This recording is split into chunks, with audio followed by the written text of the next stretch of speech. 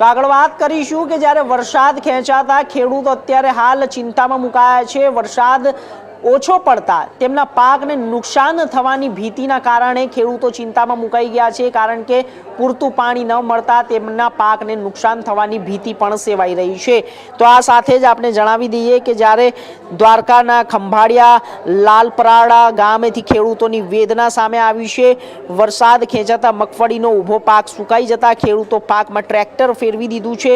આગોતરું વાવેતર કરેલી મગફળી વરસાદના અભાવે સુકાવા લાગી હતી, જ્યારે કુવા બોર પર પાણીની ખૂટી જતા સિંચાઈ કરવી મુશ્કેલી બની હતી અને 1 વીઘા પાછળ 5 થી 6 હજાર રૂપિયાનો ખર્ચ કર્યા બાદ પણ જ્યારે પાકને ઉત્પાદનની આશા ન રહેતા પાક ખેડૂતોને હવે બહાર કાઢવાનો વારો આવ્યો છે, કેમ કે પાક બચેલા પાક હવે પશુઓને ખવડાવવા ઘાસચારા તરીકે ઉપયોગમાં લેવામાં આવી રહ્યો છે।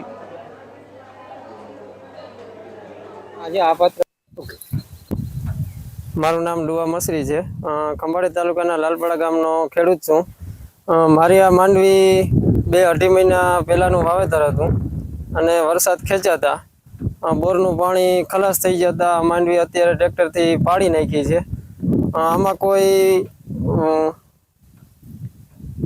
પશુઓને ઘાસચારાની મોટી કોઈ આશા નથી અને થોડુંક હતું એ ભૂકો થાય એટલે પાડી નાખી અને કોઈ સરકાર આમાં ધ્યાન દોરે દેવભૂમિ દ્વારકા જિલ્લાના ખેડૂતોનું કે આમાં નર્મદાના પાણી ગામડે ગામડે પૂગે, ઘાસચારાની વ્યવસ્થા કરે જલ્દીમાં જલ્દી।